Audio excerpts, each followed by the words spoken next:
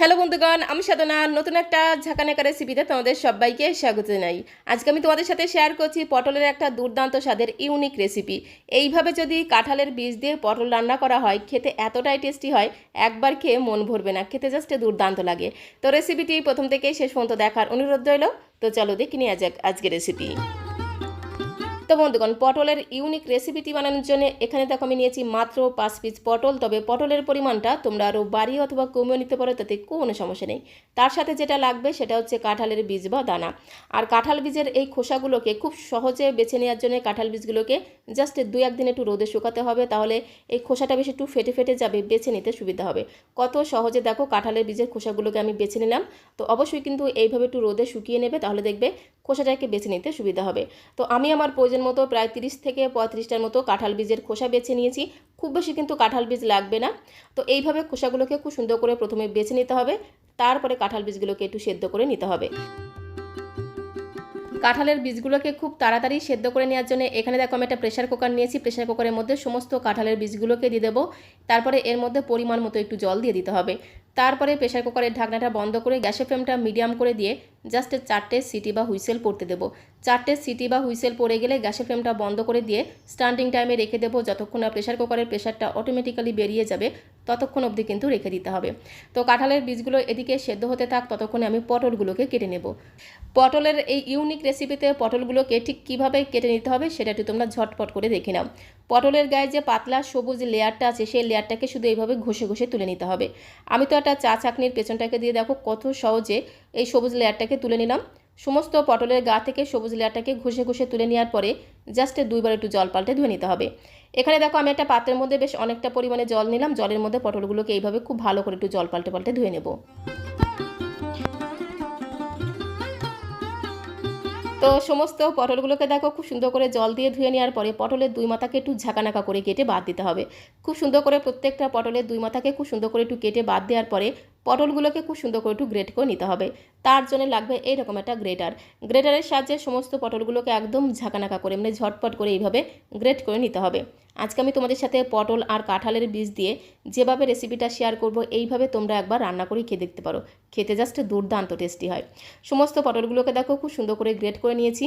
আর এদিকে দেখো গ্যাসের ফ্লেমটা মিডিয়ামে রেখে যখন 4টে সিটি বা হুইসেল পড়ে গিয়েছিল তখন গ্যাসের ফ্লেমটা বন্ধ করে দিয়ে স্ট্যান্ডিং টাইমে রেখে দিয়েছিলাম। প্রেশার কুকারের চেহারাটা দেখেই তোমরা আশা করি বুঝতে পেরেছো। আর দেখো কাঁঠালের বীজগুলো কত সুন্দর সেদ্ধ হয়ে গেছে। তো মিনিমাম 3 থেকে 4টে সিটি দিয়ে অবশ্যই কিন্তু স্ট্যান্ডিং টাইমে রেখে দেবে, তাহলে দেখবে পটলের এই দানাগুলো খুব সুন্দরভাবে নরম হয়ে যাবে। তো এখন এই পটলের দানাগুলোকে খুব সুন্দর করে জল ছেঁকে ছেঁকে অন্য একটা পাত্রের মধ্যে আমি তুলে নেব।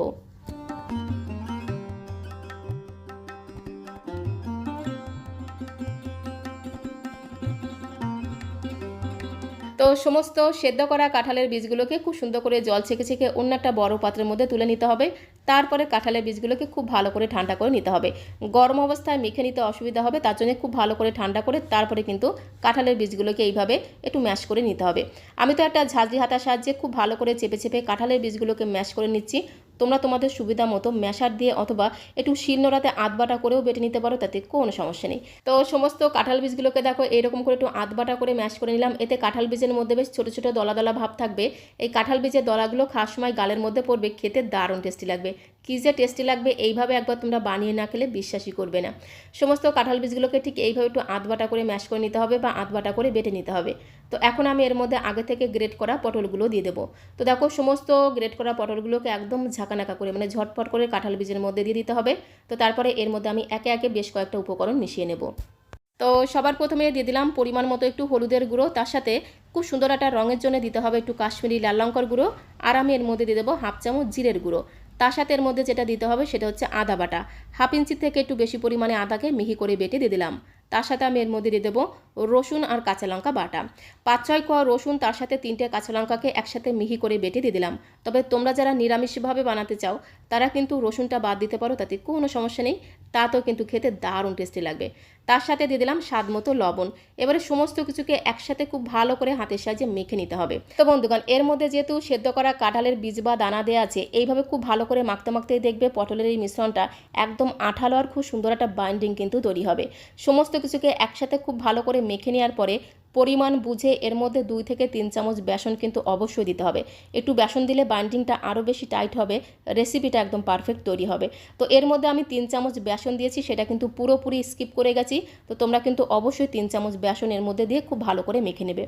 সবশেষে এর মধ্যে দেখো দিয়ে দিলাম একটু গরম মশলার গুঁড়ো। একটু গরম মশলার গুঁড়ো দিলে খুব সুন্দর টেস্ট হবে, সাথে সাথে ঘ্রাণটা দুর্দান্ত হবে।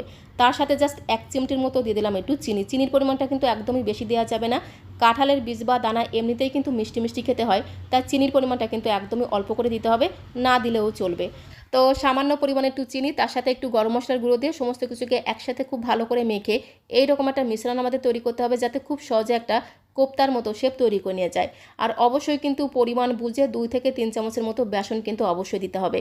আমি তো 3 চামচের মতো বেসন দিয়েছি, সেটা পুরোপুরি স্কিপ করে গেছি, তাই আরও একবার তোমাদের আমি বলে দিলাম। তো এখন আমি রান্নাটা করে নেবো, তার জন্য দেখো সরাসরি চলে আসলাম কড়াইয়ের কাছে। গ্যাসের ফ্লেমটা অন করে দিয়ে একটা কড়াই বসিয়ে দিয়েছি। কড়াইয়ের মধ্যে আমি 4 থেকে 5 চামচের মতো দিয়ে দিলাম সর্ষে তেল। তেলটাকে দিয়ে খুব ভালো করে একটু কড়াইয়ের গায়ে ছড়িয়ে নেব। আর কোপ্তাগুলোকে আমি সর্ষে তেলে ভাজছি, তোমরা চাইলে কিন্তু সাদা তেলেও ভাজতে পারো, তাতে কোনো সমস্যা নেই। তারপরে অল্প অল্প করে পটলের মিশ্রণ হাতের মধ্যে নিয়ে এইভাবে ছোটো ছোটো করে চ্যাপটা চ্যাপটা করে, খুব বেশি মোটা না, একটু পাতলা পাতলা করে কোপ্তার আকারে শেপ তৈরি করে কড়াইয়ের মধ্যে দিতে হবে, মানে গরম তেলের মধ্যে দিতে হবে। আর অবশ্যই কিন্তু মিশ্রণের মধ্যে একটু বেসন দিতে হবে, নাহলে কোপ্তাগুলোকে উল্টে পাল্টে ভাজার সময় কিন্তু ভেঙে যেতে পারে। একটু বেসন দিলে বাইন্ডিংটা খুব সুন্দর হবে, কোপ্তাগুলো কিন্তু ভাজার সময় একটুও ভেঙে যাওয়ার ভয় থাকবে না। তো তারপরে গ্যাসের ফ্লেমটা মিডিয়াম টু লোতে রেখে এপিট ওপিট উল্টে পাল্টে একটু ধীরে ধীরে সময় নিয়ে কিন্তু কোপ্তাগুলোকে ভাজতে হবে। তাহলে দেখবে পটলের এই কোপ্তাগুলো ভেতর থেকে খুব সুন্দরভাবে ভাজা হয়ে যাবে, খেতে কিন্তু দারুণ লাগবে। আর এর মধ্যে যেহেতু কাঁঠালের বীজ দেওয়া আছে, কোপ্তাগুলো ভাজার পরে শুধু শুধু মুখে কিন্তু সবগুলো কোপ্তা খেয়ে নিতে ইচ্ছে করবে, খেতে এতটাই টেস্টি হয়। এইভাবে কোপ্তা ভেজে কিন্তু তোমরা গরম গরম ডাল ভাতের সাথেও খেতে পারো, আবার সন্ধ্যাবেলা চা বা কফির সাথে কিন্তু পুরোপুরি জমে যাবে। তো দেখো প্রথম ব্যাচের কোপ্তাগুলোকে ভেজে নিলাম, ঠিক একই রকমভাবে আমি সেকেন্ড ব্যাচের কোপ্তাগুলোকেও ভেজে নেব। আর কোপ্তাগুলোকে ভাজার সময় আমি আরেকটুখানি তেল কড়াইতে দিয়ে দিলাম। তারপরে বাকি ব্যাচের কোপ্তাগুলোকে এপিট ওপিট উল্টে পাল্টে এরকম করে একটু লাল লাল করে ভেজে নেব।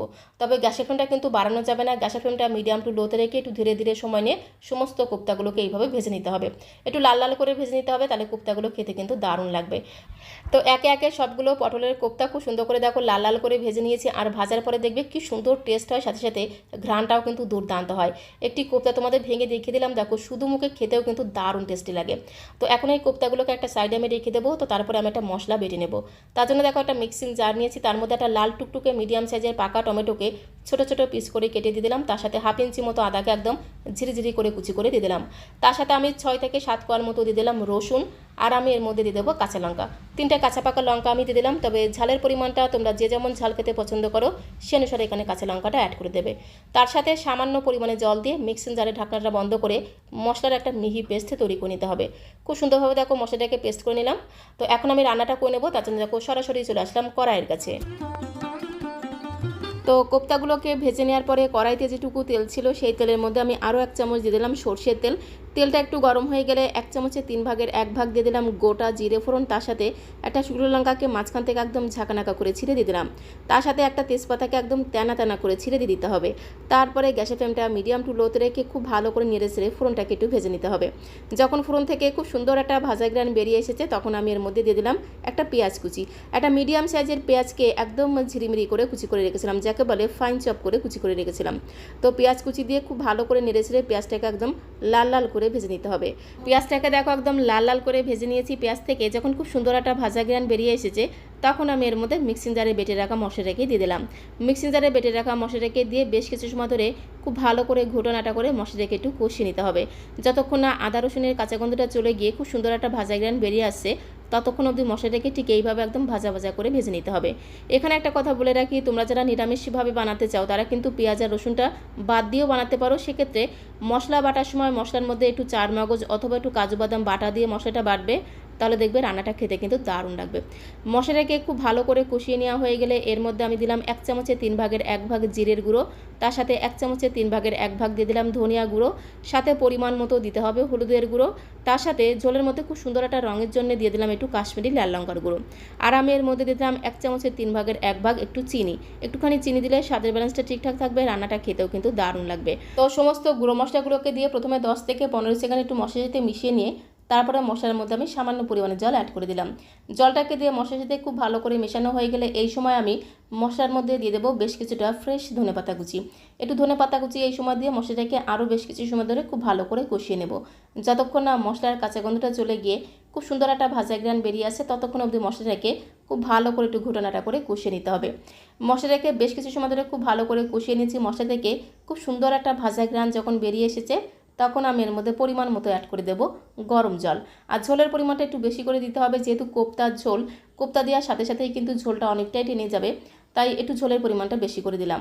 পরিমাণ মতো গরম জল দিয়ে খুব ভালো করে মেশানো হয়ে গেলে ধামাচাপা দিয়ে রাখতে হবে, মানে ঢাকনাটা বন্ধ করে গ্যাসের ফ্লেমটা মিডিয়াম টু লোতে রেখে 5 থেকে 6 মিনিট সময় ধরে প্রথমে ঝোলটাকে খুব ভালো করে ফুটিয়ে নিতে হবে। এইভাবে প্রথমে ঝোলটাকে খুব ভালো করে রান্না করে নিতে হবে, কারণ কোপ্তাগুলো ঝোলের মধ্যে দিয়ে কিন্তু খুব বেশি সময় ধরে রান্না করা যাবে না। তো তারপরে এই সময় ঝোলের মধ্যে আমি দিয়ে দিলাম স্বাদ মতো লবণ। লবণটাকে এই সময় ঝোলের মধ্যে দিয়ে খুব ভালো করে ঝোলের সাথে মিশিয়ে নিতে হবে। তো তারপরে সামান্য পরিমাণে দিয়ে দেবো একটু শাহি গরম মশলার গুঁড়ো। গরম মশলার গুঁড়ো কিন্তু বেশি দেওয়া যাবে না, গরম মশলার গুঁড়ো বেশি দিলে খেতে কিন্তু একদমই ভালো লাগে না। একদমই অল্প করে একটু গরম মশলার গুঁড়ো দিয়ে খুব ভালো করে ঝোলের সাথে মিশিয়ে নেব। তারপরে আগে থেকে ভেজে রাখা পটলের কোপ্তাগুলো ঝোলের মধ্যে দিয়ে একটু আলতো হাতে নেড়ে ছেড়ে মিশিয়ে নেব।